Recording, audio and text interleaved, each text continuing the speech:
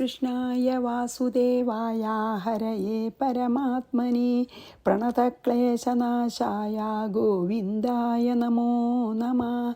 രാമായ രാമഭദ്രായ രാമചന്ദ്രായ വേധസേ രഘുനാഥായ നാഥായ സീതായ പതയേ നമ.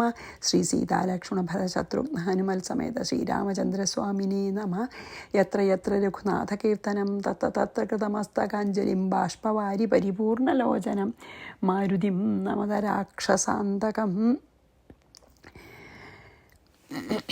നമ്മൾ ഈ യുദ്ധകാണ്ഡത്തിലത്തെ 2-ാം സർഗത്തിലത്തെ 39 നമ്മൾ ചെയ്തത് കേട്ടോ. ഇനി 40, 41, 42, 43 വളരെ ഗഹനമായിട്ടുള്ള തത്വം വിഭീഷണൻ പറയണതാണ്. ആ തത്വം പറഞ്ഞിട്ട് പറയുകയാണ്, ഭഗവാന്റെ പ്രേരണ തന്നെയാണ് നിന്നെ ഇപ്പോൾ ഞാൻ പറയണ ഉപദേശം കേൾക്കാതിരിക്കാൻ പ്രേരിപ്പിക്കുന്നത്. അതുകൊണ്ട് നിൻ്റെ കുറ്റമല്ല, പക്ഷെ ഞാൻ പോവുകയാണെന്ന് പറഞ്ഞിട്ട് പോവുകയാണ് വിട്ടിട്ട്. അതായത് എൻ്റെ ബന്ധുക്കളെ ഉപേക്ഷിച്ച് ഞാൻ ഭഗവാനെ ശരണം പ്രാപിക്കാൻ പോവുകയെന്ന് പറയണതൊക്കെയാണ് കേട്ടോ. പക്ഷേ ഈ 4 ശ്ലോകത്തിൽ വളരെ ഗഹനായിട്ടുള്ള തത്വമാണ്. എനിക്ക് പറയാൻ പറ്റുന്ന പോലെ അതിനെ പറയാൻ ശ്രമിക്കാം. പഞ്ചകോശാദിഭേദേന തത്തന്മയ ഇവാ ബഭൗ നീലപീതാദിയോഗേന നിർമ്മലസ്ഫടികോ യഥാ സ ഏവ നിത്യമോക്തോപി സ്വമായാ ഗുണബിംബിതഃ. 41. കാലപ്രധാനം പുരുഷോ വ്യക്തം ചേതി ചതുർവിധം പ്രധാനപുരുഷാഭ്യാം സ ജഗൽകൃഷ്ണം സൃജത്യജഃ. 42. കാലരൂപേണ കലനം ജഗത കുരുദേവ്യയഃ കാലരൂപീ സ ഭഗവാൻ രാമരൂപേണ മായയാ ബ്രഹ്മണാ പ്രാർത്ഥിതോ ദേവസ്തദ്വദാർത്ഥ മിഹാഗതഃ തദന്യഥാ കഥം കുര്യാൽ സത്യസങ്കൽപ്പ ഈശ്വര. ആദ്യം ഞാൻ വാക്കുകളുടെ അർത്ഥം പറഞ്ഞിട്ട് പിന്നെ നമുക്കത് വിസ്തരിച്ച് മനസ്സിലാക്കാൻ നോക്കാം. അപ്പോൾ വാക്കുകളുടെ അർത്ഥം നോക്കാം. നീലപീതാദി യോഗേന, അതായത് നീലനിറം, മഞ്ഞ നിറം എന്നിവയുടെ ചേർച്ച കൊണ്ട് നിർമ്മല സ്ഫടികം യഥാ, ശുദ്ധസ്ഫടികം എന്ന പോലെ പഞ്ചകോശാദിഭേദേന, നമുക്ക് 5 കോശങ്ങളുണ്ട്. അത് ഞാൻ വിസ്തരിച്ച് പറയാം ഇത് കഴിഞ്ഞിട്ട്. പഞ്ചകോശാദിയുടെ വ്യത്യാസം കൊണ്ട് തത്തന്മയ ഇവ, അതാത് രൂപമുള്ളവൻ എന്ന പോലെ ആ ബഭൗ ശോഭിച്ചു. നമുക്ക് ദേഹത്തിൽ 5 കോശങ്ങളുണ്ട്, കവറിങ്. അതായത് നമ്മുടെ ഉള്ളിലുള്ള ആ ജീവാത്മ ചൈതന്യത്തിനെ കവർ ചെയ്തും കൊണ്ട് 5 കോശങ്ങളുണ്ട്. അതിനെയാണ് പറയുന്നത് കേട്ടോ. സ നിത്യമുക്ത ഏവ അഭി, അവൻ നിത്യമുക്തൻ തന്നെ എങ്കിലും സ്വമായാഗുണബിംബിത, തൻ്റെ മായയുടെ ഗുണങ്ങളിൽ പ്രതിബിംബിച്ചവനായിട്ട് കാലഹ പ്രധാനം പുരുഷ അവ്യക്തം ച ഇതി, കാലം, പ്രധാനം, പുരുഷൻ, അവ്യക്തം എന്നിങ്ങനെ ചതുർവിധം 4 വിധത്തിലിരിക്കുന്നവനായി ഭവിച്ചു. അജഹ സ, ഈ ജന്മരഹിതനായിട്ടുള്ള അവൻ ആത്മാവേ, പ്രധാന പുരുഷാഭ്യാം, പ്രധാനം പുരുഷൻ എന്ന 2 കൊണ്ട് കൃഷ്ണം ജഗത്, ഈ ജഗത്തിനെ മുഴുവൻ സൃഷ്ടിക്കുന്നു ഭഗവാൻ. പിന്നെയോ കാലരൂപേണ, കാലസ്വരൂപത്താൽ അവ്യയ, അവനവന് നാശല്യ, ഭഗവാൻ അവ്യയനാണ്, കാലസ്വരൂപനാണ്. ജഗത, ജഗത്തിൻ്റെ കലനാം കുരുതേ, ഈ കാലസ്വരൂപനായിട്ടുള്ള ഭഗവാൻ തന്നെയാണ് പിന്നെ ഈ ജഗത്തിനെ നശിപ്പിക്കണതും അല്ലേ, സൃഷ്ടിസ്ഥിതി സംഹാരം. സഹ ഭഗവാൻ, ആ ഭഗവാൻ കാലരൂപി, കാലസ്വരൂപൻ, ബ്രഹ്മാവിനാൽ പ്രാർത്ഥിത, ബ്രഹ്മാവ് പ്രാർത്ഥിച്ചിട്ട് അവതാരം എടുത്തതാണല്ലോ. ദേവഹ, ദേവൻ, മായ കൊണ്ട് രാമരൂപേണ, അല്ലേ, രാമരൂപം ധരിച്ചതാണ്, ഈ മായൽത്തു ഗുണങ്ങളെ സ്വീകരിച്ചിട്ട്. ത്വദ്വദാർത്ഥം, അങ്ങയെ വധിക്കാനായിക്കൊണ്ടാണ് ഈ രാമനായിട്ട് ജനിച്ചത്. ഹേ ഇഹ, ഇവിടെ ആഗത, വന്നിരിക്കുന്നു. തദ്, അതിനെ, കഥം, അങ്ങനെ ഭഗവാൻ തന്നെ അങ്ങേ കൊല്ലണമെന്ന് തീർച്ചയാക്കി വന്നാൽ അതിനെ അന്യഥാ കുര്യാത്, അതിനെ വേറെ വിധത്തിൽ എങ്ങനെ ആക്കും. ഈശ്വരൻ സത്യസങ്കല്പ, സത്യമായ സങ്കല്പത്തോടു കൂടിയവണ, അതായത് ഈശ്വരൻ്റെ സങ്കല്പം ഒരിക്കലും നിഷ്ഫലമാവില്ല. ഇനി നമുക്ക് എന്താണ് ഈ പഞ്ചകോശത്തിനെയൊക്കെ പറ്റി പറയാം. അങ്ങനെ അത് കുറച്ചൊരു പിന്നെ ഡീപ്പായിട്ടുള്ളൊരു മീനിങ് ആണ് കേട്ടോ. അപ്പോൾ അത് നമുക്ക് പറയാൻ ശ്രമിക്കാം. എന്താ അറിയോ, ഈ നമ്മുടെ ഉള്ളിലിരിക്കണ ആ ഭഗവത് ചൈതന്യത്തിനെ നമുക്കറിയാത്ത വിധത്തിൽ 5 തരം കോശം എന്ന് പറഞ്ഞാൽ ആവരണം എന്നാണ്, അതായത് അർത്ഥം. മറയ്ക്കണ വസ്തുവാണ് കോശം. അപ്പോൾ 5 ആവരണം കൊണ്ട് നമ്മളെ അകത്ത് സദാ പ്രകാശിച്ചു കൊണ്ടിരിക്കുന്ന ആ ചൈതന്യത്തെ മറച്ചെടുക്കുകയാണ്. അതാണ് നമ്മൾ കേട്ടിട്ടുണ്ട് 5 കോശങ്ങളേത്: അന്നമയ കോശം, പ്രാണമയ കോശം, മനോമയ കോശം, വിജ്ഞാനമയ കോശം, ആനന്ദമയ കോശം. അങ്ങനെ 5 കോശങ്ങളാൽ ഈ ജീവചൈതന്യം മറയ്ക്കപ്പെട്ടിരിക്കുകയാണ്. അപ്പോൾ എന്താ അന്നമയ കോശം എന്ന് പറഞ്ഞാൽ? ഈ അന്നമയം എന്ന് പറഞ്ഞാൽ എന്താ വെച്ചാൽ നമ്മൾ കഴിക്കണ ഭക്ഷണം കൊണ്ട് പുഷ്ടിപ്പെടുന്ന ഏറ്റവും പുറത്തുള്ള ശരീരം. നമുക്കിപ്പോൾ കാണുന്ന ശരീരമല്ലേ, നമുക്ക് കാണാവുന്ന ഈ ശരീരമാണ് അന്നമയം കോശം എന്ന് പറയണത്. അതായത് ആ അന്നമയ കോശം ആണ് ഏറ്റവും അവസാനത്തെ കവറിങ്, ഏറ്റവും പുറത്തുള്ള കവറിങ്. അത് നമുക്ക് ഭക്ഷണം കഴിച്ചിട്ട് പുഷ്ടിപ്പെടുന്ന ഒരു കോശമാണ്. അപ്പോൾ അതിൻ്റെ ഉള്ളിൽ പോയാൽ ഭഗവാനെ കാണാൻ പറ്റുമോ? പറ്റില്ല. ഇനി അടുത്ത കോശം എന്താ അറിയോ? അടുത്ത കോശം ഈ വായുരൂപേണ ദേഹം മുഴുവൻ ചലിക്കണ പ്രാണൻ. അതാണ് പ്രാണമയം എന്ന് പറയുന്നത്. പ്രാണമയ കോശം അതാണ്. നമ്മുടെ ഉള്ളിൽ നമ്മൾ പഞ്ചപ്രാണൻ ഉണ്ടെന്ന് പറയുമല്ലോ അല്ലേ? പഞ്ചപ്രാണൻ ഉണ്ടല്ലോ. ആ 5 അപാനൻ, വ്യാനൻ, നമ്മൾ സമാനൻ അല്ലേ, പ്രാണൻ, അങ്ങനെയാണല്ലോ നമ്മൾ പറയുക. 5 പ്രാണന്മാർ പല പല കാര്യങ്ങൾ ചെയ്തുകൊണ്ട് നമ്മുടെ ദേഹത്തിൽ മുഴുവൻ സഞ്ചരിക്കേണ്ട, അതാണ് പ്രാണമയ കോശം. എന്നാൽ അത് അന്നമയ കോശത്തിനേക്കാൾ സൂക്ഷ്മമാണ് അല്ലേ, സട്ടിലാണല്ലോ അത്. എന്നാൽ പ്രാണമയ കോശത്തിൻ്റെ അകത്തേക്ക് പോയാൽ കാണുമോ നമ്മളെ ജീവചൈതന്യത്തിന്? ഇല്ല. പിന്നത്തതാണ് എന്ത്? മനോമയ കോശം. പ്രാണമയ കോശം കൊണ്ടും അന്നമയ കോശം കൊണ്ടും മറച്ചിരിക്കണു പോരാ. ഇനി ഈ പ്രാണമയ കോശത്തിൻ്റെ അകത്താണ് മനോമയ കോശം. ആ മനസ്സിൽ നമുക്കറിയാലോ, നമുക്ക് സങ്കല്പ വികല്പങ്ങളൊക്കെ വിചാരങ്ങളൊക്കെ പൊന്തും ഇല്ലാതെ അവയൊക്കെ ചെയ്യുന്നത് നമ്മളെ മനസ്സിലാണ്. ആ മനസ്സിൻ്റെ ശക്തിയും ആരാണ്? ഈ ജീവചൈതന്യമാണ്. ആ മനസ്സും പക്ഷേ നമ്മളെ ആ ജീവചൈതന്യത്തിനെ കാണാൻ സമ്മതിക്കില്ല, ആവരണം ചെയ്തിരിക്കുക തന്നെ. അന്നമയ കോശം ഈ ദേഹം ആവരണം ചെയ്തിരുന്നു, പ്രാണമയായിട്ടുള്ള സട്ടിൽ ബോഡിയും പിന്നെ ജീവചൈതന്യത്തിനെ ആവരണം ചെയ്യും. എന്നാൽ മനസ്സ്, ഈ മനസ്സിനെ ഉത്തേജിപ്പിക്കുന്ന അല്ലെങ്കിൽ മനസ്സിന് സങ്കല്പ വികല്പങ്ങൾക്ക് ശക്തി നൽകുന്ന ആ ശക്തിയെ മനസ്സിന് കാണാൻ പറ്റുമോ? ഇല്ല. ഈ സൂക്ഷ്മമായിട്ടുള്ള മനസ്സും ആ ജീവചൈതന്യത്തിനെ കാണാൻ പറ്റാതെ വിഷമിക്കുക തന്നെയാണ്, അതായത് മറച്ചിരിക്കുകയാണ്. അതും മനോമയ കോശവും അതിനെ മറച്ചിരിക്കുന്നു. ഇനി അതിൻ്റെ ഉള്ളിൽ എന്താ അറിയോ? വിജ്ഞാനമയ കോശം, ബുദ്ധി. അപ്പോൾ മനസ്സിനേക്കാളും മീതെയാണ് ബുദ്ധി. എന്താ വെച്ചാൽ മനസ്സിൽ ഇങ്ങനെ എന്തൊക്കെ വിചാരങ്ങളാണ് വന്നുകൊണ്ടേയിരിക്കും, പക്ഷെ ബുദ്ധിയാണ് തീർച്ചയാക്കണ ഏത് വിചാരമാണ് നല്ലത്, ഏത് വിചാരമാണ് പൊട്ടാന്നും ബുദ്ധിക്കേ ഉള്ളൂ. പവർ ഓഫ് ഡിസ്ക്രിമിനേഷൻ, വിവേകം ബുദ്ധിക്കേ ഉള്ളൂ. അതുകൊണ്ട് അടുത്ത സട്ടിൽ ആയിട്ടുള്ള ഒരു കോശമാണ്, മനസ്സിൻ്റെയും ഉള്ളിലുള്ള ഒരു കോശമാണ് വിജ്ഞാനമായ കോശം. ആ ബുദ്ധിയിൽ നമുക്ക് വിവേകം അല്ലെങ്കിൽ ആ പവർ ഓഫ് ഡിസ്ക്രിമിനേഷനോ അല്ലെങ്കിൽ നമുക്ക് ആ എന്താ ചെയ്യേണ്ടതെന്നുള്ള ബുദ്ധിയൊക്കെ തരണ ശക്തിയും ഈ ജീവചൈതന്യമാണ്. പക്ഷേ ആ ബുദ്ധിക്കും കാണാൻ പറ്റില്ല, ബുദ്ധിയും ജീവചൈതന്യത്തെ മറച്ചിരിക്കുകയാണ്. ഇനി ആ ബുദ്ധിയുടെ ഉള്ളിലുള്ളൊരു കോശമാണ് ആനന്ദമയ കോശം. ബുദ്ധിക്ക് തിരിച്ചറിയാനൊക്കെ ശക്തി ഭഗവാനിൽ നിന്ന് കിട്ടുന്നുണ്ട്, ഈ ജീവചൈതന്യത്തിന് കിട്ടുന്നുണ്ട്. പക്ഷേ ബുദ്ധിയെ കാണുന്ന ആൾക്ക് പോലും, ബുദ്ധിമാന്മാർക്ക് പോലും അതിൻ്റെയും ഉള്ളിലുള്ള ഭഗവാനെ കാണാനില്ല. അപ്പോൾ 4ാമത്തെ കോശം കഴിഞ്ഞു. ഈ ബുദ്ധിയുടെയും ഉള്ളിലാണ് ആനന്ദം എന്ന് പറയുന്ന ഒരു ആനന്ദമയ കോശം. ആ ആനന്ദമയ കോശം ഭഗവത് സ്വരൂപത്തെ മറക്കുന്നുണ്ട്. അതായത് ആനന്ദമൊക്കെ തോന്നും, നല്ല സന്തോഷം തോന്നും. പക്ഷേ ആ സന്തോഷം തോന്നുന്ന ആ ഒരു സന്തോഷം എക്സ്പീരിയൻസ് ചെയ്യുന്ന ആ സട്ടിലായിട്ടുള്ള ആ ഒരു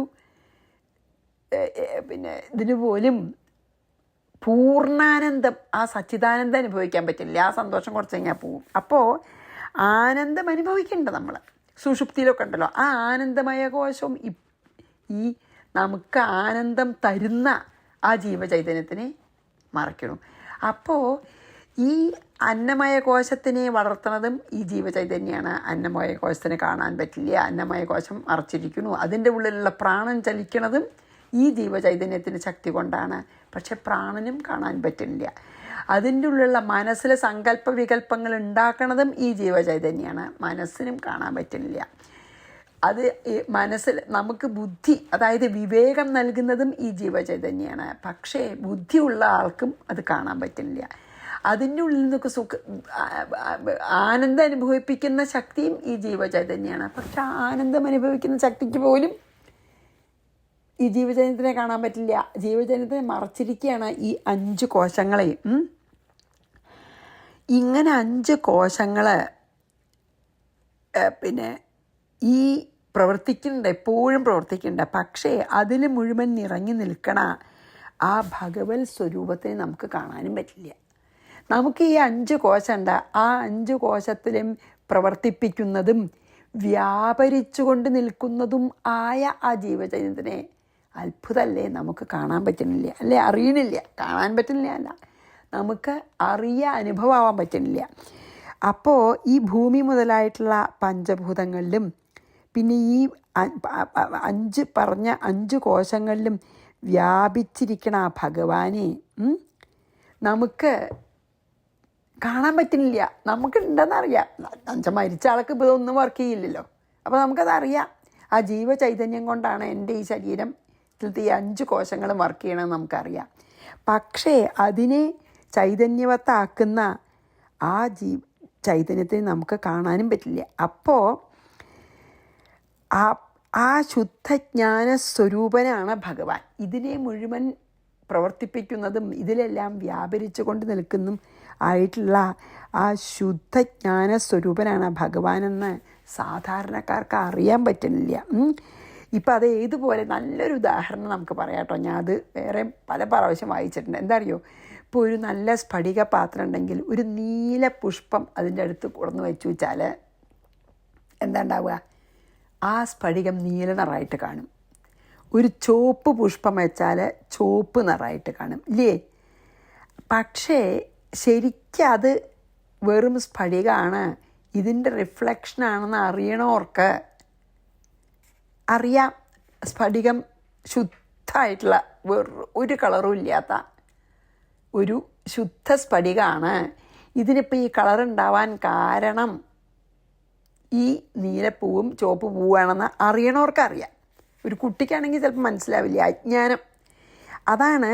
അപ്പോൾ നമുക്ക് ഈ നീലപ്പൂവിൻ്റെ ചേർച്ച കൊണ്ടാണ് ഇതിന് നീലനിറം ഉണ്ടാവണതും ചുവപ്പ് പൂവിൻ്റെ ചേർച്ച കൊണ്ടാണ് ഈ സ്ഫടികത്തിന് പിന്നെ ചുവപ്പ് നിറം ഉണ്ടാവണമെന്നും നമുക്ക് മനസ്സിലാക്കാൻ പറ്റുന്നുണ്ട്, ഇല്ലേ? അതുപോലെ അന്നമയ, പ്രാണമയ, മനോമയ, വിജ്ഞാനമയ, ആനന്ദമയ കോശങ്ങളോട് ശരിക്കും ആ പരമാർത്ഥത്തിൽ ഭഗവാന് ചേർച്ച ഇല്ല. ആ പൂവിന് സ്ഫടികത്തിനോട് ചേർച്ച ഇല്ലല്ലോ, വേറെ തന്നെ ഇരിക്കണത്, പക്ഷെ റിഫ്ലക്റ്റ് ചെയ്യുക. അതുപോലെയാണ് നമ്മളിൽ. പക്ഷെ പൂവ് കാരണമാണ് ഈ നീലനിറം, പക്ഷെ പൂവായിട്ട് ബന്ധമില്ല. പൂവ് വേറെയാണ് ഇരിക്കണത്, പക്ഷെ പൂവ് കാരണമാണ്. അതുപോലെയാണ് ഭഗവാൻ കാരണമാണ് നമ്മുടെ ഈ 5 കോശങ്ങളും പ്രവർത്തിക്കുന്നതും അതിൽ മുഴുവൻ നിറങ്ങി നിൽക്കുന്നതും ഭഗവാന്റെ ശക്തിയാണ്. പക്ഷെ ഭഗവാൻ നമ്മളോട് ചേർച്ചയില്ല, ഇതായിട്ട് ബന്ധപ്പെടാതെയാണ്. അതായത് എന്താ വെച്ചാൽ ഭഗവാനായ രാമൻ നിസ്സംഗനാണ്. അത് അജ്ഞാനികൾ അറിയണില്ല എന്ന്. ഒരു കാലത്തും ഒരു ഉപാധിയോടും ഒരു ലിമിറ്റേഷൻസിനോടും സംബന്ധപ്പെടാതിരിക്കുന്ന ഭഗവാൻ നിത്യമുക്തനാണ്. എങ്കിലും ശ്രീരാമനായിട്ട് അവതരിച്ചു. മായയിലത്തെ സത്വരജസ് തമോ ഗുണങ്ങൾ ഉള്ള മായയിൽ പ്രതിബിംബിച്ചിട്ട് ഈ നീലപുഷ്പം പ്രതിബിംബിക്കണ പോലെ ഭഗവാൻ പ്രധാനം പുരുഷൻ എന്ന് 2 വിധത്തിൽ അതിൽ വന്നു. എന്നിട്ട് എന്താ അറിയോ, ഈ പ്രധാനം എന്ന് പറഞ്ഞു വെച്ചാൽ ഈ നമ്മൾ കാണുന്ന ദൃശ്യപ്രപഞ്ചമാണ്, ഈ ഭൗതികമായിട്ടുള്ള എല്ലാം, അതാണ് പ്രധാനം. പുരുഷൻ ആരാണ്? ഭഗവാൻ, അല്ലേ? ഈ പ്രപഞ്ചത്തിനെ മുഴുവൻ പ്രവർത്തിപ്പിക്കുന്ന പുരുഷൻ ചൈതന്യമാണ് പുരുഷനെ. മറ്റത് പ്രധാനവും നമ്മൾ സാഖ്യയോഗത്തിൽ കണ്ട പോലെ. അപ്പോൾ ഈ ഭൗതിക ഈ ചേർച്ചയൊക്കെ പ്രവർത്തിപ്പിച്ചിട്ട് ജീവൻ, അപ്പം എന്താ ഉണ്ടാവണമെന്ന് വെച്ചാൽ നമുക്ക് ഈ ജീവചൈതന്യത്തിനെ കാണാനില്ലാത്തതുകൊണ്ട്, മനസ്സിലാക്കാൻ അജ്ഞാനം കൊണ്ട്, അറിയാത്തത് കൊണ്ട് ആവരണം ചെയ്തിട്ടുണ്ടല്ലോ, അത് കാരണം നമ്മൾ ഈ ദേഹമാണെന്ന് വിചാരിക്കുകയാണ്. എന്നിട്ട് ഈ സ്വന്തം കർമ്മഫലത്തെ സകാമായിട്ട് കർമ്മം ചെയ്യും, എന്നിട്ട് ആ കർമ്മഫലത്തെ മുഴുവൻ അനുഭവിക്കും. പിന്നെ എപ്പോഴാണ് നമുക്ക് നമ്മൾ ആ ജീവചൈതന്യമാണെന്ന് മനസ്സിലാക്കണത്? വൈരാഗ്യം ഉദിച്ചിട്ട് പതുക്കെ നമ്മൾ ആത്മാവാണെന്ന് അനുഭവമാകുമ്പോൾ നമുക്ക് മുക്തി ലഭിക്കുന്നു. അങ്ങനെയാണ്. ഇങ്ങനെ ജീവന്മാരെ അനുഗ്രഹിക്കാൻ വേണ്ടിയിട്ടാണ് ഭഗവാൻ പ്രധാനം പുരുഷൻ എന്ന 2 അംശങ്ങളെ കൂട്ടി ഈ ജഗത്തിനെ സൃഷ്ടി സ്ഥിതി സംഹാരം ചെയ്യുന്നു. അപ്പോൾ ഈ തമോ ഗുണപ്രധാനനായിട്ട് പിന്നെയും കർമ്മങ്ങൾ ചെയ്ത്, അതായത് പിന്നെ എന്താണ് സകാമമായിട്ട് കർമ്മങ്ങൾ ചെയ്തിട്ട് അതിൻ്റെ ഫലം അനുഭവിക്കാൻ വേണ്ടി പിന്നെയും ഈ ജന്മെടുത്ത് ജീവിച്ച് മരിച്ച് നമ്മൾ ആ പിന്നെ ഈ സംസാര ചക്രത്തെ ചുറ്റി തിരിഞ്ഞുകൊണ്ടിരിക്കുകയാണ്. ഈ ഭഗവാൻ ഇതിനൊന്നും മാറി നിൽക്കുകയാണ്, ഈ പൂവ് പോലെ. എന്നാൽ ഭഗവാൻ എല്ലാറ്റിനും കാരണമാണ് അല്ലേ? ഈ ഉൽപ്പത്തിയും നാശവും ഇങ്ങനത്തെ ഒരു വികാരവും ഈ നിത്യജ്ഞാനാനന്ദ സ്വരൂപനായിരിക്കണ ഭഗവാന് ഇല്ല. കാലസ്വരൂപനായി വന്നിട്ട് ഈ ലോകത്തെ സംഹരിക്കണു അല്ലേ? ഇപ്പോൾ കാലസ്വരൂപനായി വന്നത് എന്തുകൊണ്ടാണ്? ബ്രഹ്മാവ് പ്രാർത്ഥിച്ചു ഭൂമിയുടെ ഭാരം കുറയ്ക്കണം എന്ന് പറഞ്ഞു, അത്ര ദുഷ്ടന്മാരുണ്ടെന്ന്. അപ്പോൾ ആ ദുഷ്ടന്മാരിൽ പ്രധാനിയായിട്ടുള്ള രാവണനെ കൊല്ലാൻ വേണ്ടിയിട്ട് കൊല്ലാൻ വേണ്ടിയിട്ട് തന്നെയാണ് ഇപ്പം എടുത്തുന്നത്. അതാണ് ഇപ്പോൾ കാലസ്വരൂപനായിട്ട് ശ്രീരാമരൂപേണ ഭൂമിയിൽ അവതരിച്ചിരിക്കുന്നത് ഭൂമിക്ക് ഭാരമായി ഭവിച്ചിരിക്കുന്ന അങ്ങയെ നശിപ്പിക്കാൻ തന്നെയാണ്. ഭഗവാന്റെ സങ്കല്പം ഒരിക്കലും മറ്റൊരു വിധത്തിലാവില്ല. ഭഗവാൻ അത് ഉറച്ചിട്ടാണ് ഇപ്പോൾ ശ്രീരാമാവതാരം എടുത്തിരിക്കുന്നത്. അപ്പോൾ ഭഗവാന്റെ സങ്കല്പം ഒരിക്കലും നിഷ്ഫലാവില്ല. അതാർക്കും നിഷ്ഫലാക്കാൻ പറ്റില്ല. അതുകൊണ്ട് പിന്നെ അതുകൊണ്ട് ഞാൻ ചെയ്ത ഞാൻ പറയണതിനെയും എന്നെയും വിശ്വാസമില്ല. അങ്ങക്ക് രാവണനോട് പറയല്ലേ, അങ്ങക്ക് എന്നെ വിശ്വാസമില്ല. മാത്രമല്ല, ഞാൻ ചെയ്ത ഈ നല്ല ഉപദേശത്തെയും ഉപേക്ഷിക്കാൻ തോന്നിയത് ഈശ്വരൻ്റെ സങ്കല്പം കൊണ്ടാണ്. കാരണം അങ്ങയെ വധിക്കണമെന്ന് തീർച്ചയാക്കിയിട്ടുണ്ട്. ആ സങ്കല്പം കൊണ്ട് തന്നെയാണ് അങ്ങക്കിപ്പോൾ ഞാൻ പറഞ്ഞത് കേൾക്കാൻ തോന്നാത്തത്. ഞാൻ അങ്ങയെ അതിന് കുറ്റപ്പെടുത്തുന്നുമില്ല. എന്നെ വധിക്കാൻ ഒരുങ്ങിയ രാമൻ ഒന്ന് മാത്രം അങ്ങ് മനസ്സിലാക്കണം, അദ്ദേഹത്തിന് ശത്രു മിത്രം എന്നുള്ള ഭേദഭാവനയൊന്നുമില്ല. സർവസമനാണ്. എല്ലാ ജീവികൾക്കും അവരവർ ചെയ്ത കർമ്മത്തിൻ്റെ ഫലം കൊടുക്കുന്ന ആളാണ് ഭഗവാൻ. കർമ്മ ഫലദാതാവാണ് ഭഗവാൻ. അതുകൊണ്ട് ആ ഒരു വിചാരം വേണ്ട, എന്നെ കൊല്ലുമോ, ഞാൻ ഭഗവാൻ എന്താ ചിലരെ രക്ഷിക്കുക ചിലരെ കൊല്ലുക, അങ്ങനെയല്ല. ഇതങ്ങ് ചെയ്ത കർമ്മത്തിൻ്റെ ഫലം അനുഭവിക്കാനാണ് അങ്ങ്. അതുകൊണ്ട് ദുഷ്ടനിഗ്രഹത്തിന് വേണ്ടിയിട്ട് ലോകത്തിന് നന്മയ്ക്കായിട്ട് ദുഷ്ടനിഗ്രഹം ചെയ്യേണ്ടത് അദ്ദേഹത്തിൻ്റെ ഭേദഭാവനയെ കാണിക്കണില്ല. ദുഷ്ടന്മാർക്ക് അത് അർഹിക്കുന്നുണ്ട്, അതുകൊണ്ട് അവരെ വധിക്കുകയാണ്. അതുകൊണ്ട് അത് ഭേദഭാവന കൊണ്ട് ഫേവറിറ്റിസോ അല്ലെങ്കിൽ ഒരാളെ ഇഷ്ടമില്ലാത്തതുകൊണ്ടല്ല ദുഷ്ടന്മാരെ കൊല്ലണത്, ലോക നന്മയ്ക്കാണ്. കർമ്മത്തിന് അനുയോജ്യമായ ഫലത്തെ നൽകുക, അതാണ് ഭഗവാൻ. അപ്പോൾ ലോകത്തിൽ സാധാരണ എങ്ങനെയാണ്, രാജാവൊക്കെ അങ്ങനെയല്ലേ? ഇപ്പം നല്ലൊരു രാജാവാണെങ്കിൽ ശിക്ഷ, അതായത് തെറ്റ് ചെയ്താൽ ശിക്ഷ കൊടുക്കും ആരായാലും. അതാണ് നല്ല രാജാവിൻ്റെ ഒരു ലക്ഷണം അല്ലേ? ആരായാലും തെറ്റ് ചെയ്താൽ ശിക്ഷ കൊടുക്കും. അതുപോലെയാണ് ഭഗവാൻ. കർമ്മഫലം ആര് ചെയ്താലും അവരനുഭവിച്ചേ തീരൂ. ഇപ്പോൾ നിന്നെ കൊല്ലാനായിട്ടാണ് നിന്നെ കൊല്ലാനായിട്ടാണ് രാമൻ. അപ്പോൾ ലോകത്തിൽ പിന്നെ ഈശ്വരനും ഒരിക്കലും ഭേദഭാവന, നല്ലൊരു രാജാവിനെ പോലെ തന്നെയാണ്. ഇപ്പോൾ ഈ ഗുണദോഷങ്ങളെ അനുസരിച്ച് ലോകത്തിൽ രക്ഷയും ശിക്ഷയും നടത്തണ ഒരു രാജാവ് എങ്ങനെയാണ്, അതുപോലെ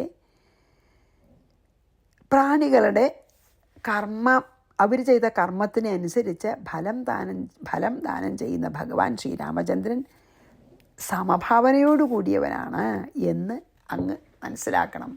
പക്ഷേ അങ്ങ് ഞാൻ പറഞ്ഞത് കേൾക്കാത്തത് കുറ്റല്ല എന്ന് ഇങ്ങനെ ഒരു വലിയൊരു ഒരു ഉപദേശം ഇനി കേൾക്കണ്ട, പക്ഷെ ഇനി ഒന്ന് പറയൂട്ടോ, അതും കൂടിയും പറയും. അത് നമുക്ക് നോക്കാം. അത് കഴിഞ്ഞാൽ ഇത് കഴിഞ്ഞു. അപ്പോൾ നമുക്കത് ചെയ്യാം. അപ്പോൾ ഇനി നമുക്ക് 44, 45 വായിക്കാം. ഹനിഷ്യതി ത്വാം രാമസ്തു സപുത്രബലവാഹനം ഹന്യമാനം ന ശക്നോമി ദ്രഷ്ടും രാമേണ രാവണ ത്വാം രാക്ഷസകുലം കൃഷ്ണം തതോ ഗച്ഛാമി രാഘവം മയ്യാതേ സുഖി ഭൂത്വാ രമസ്വഭവനേ ചിരം. രാമനാകട്ടെ സപുത്രബലവാഹനം, പുത്രന്മാരും സൈന്യവും വാഹനവും ഒക്കെ കൂടിയിട്ട് വന്നിട്ട് ത്വാം അങ്ങയെ ഹനിഷ്യതി വധിക്കുന്ന ഉറപ്പാണ്.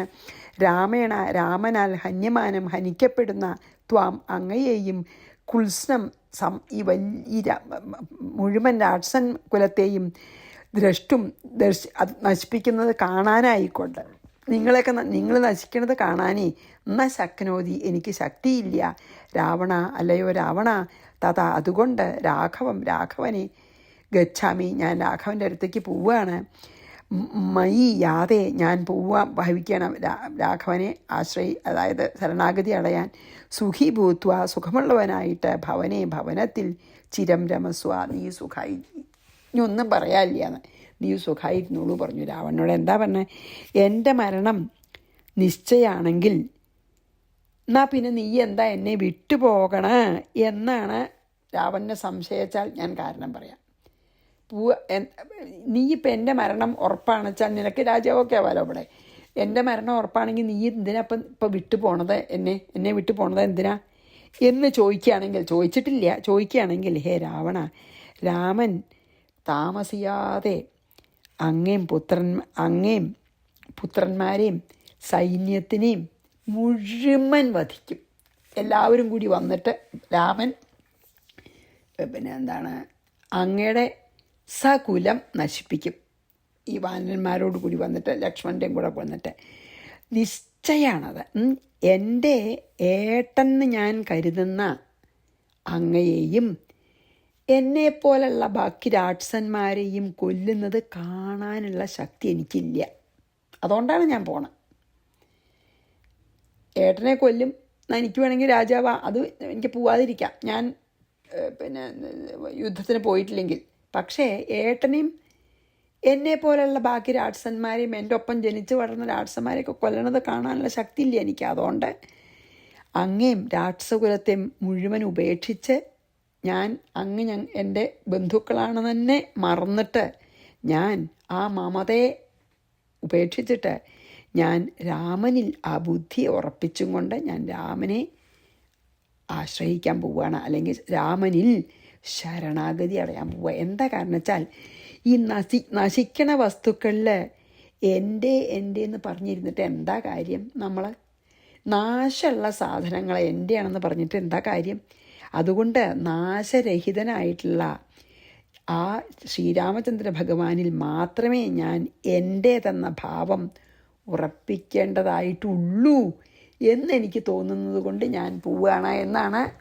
അത് ഇതിൽ പറഞ്ഞിട്ടില്ല ശ്ലോകത്തിലെങ്കിലും അതാണ് വിഭീഷണൻ്റെ വാക്കിന്ന് നമുക്ക് മനസ്സിലാവണത്. എന്താ അറിയോ, നശ്വരം ആയിട്ടുള്ള എൻ്റെ സ്നേഹിച്ചത് എൻ്റെയാണെന്ന് പറഞ്ഞ് കെട്ടിപ്പിടിച്ചിട്ട് ഒരു കാര്യമില്ല.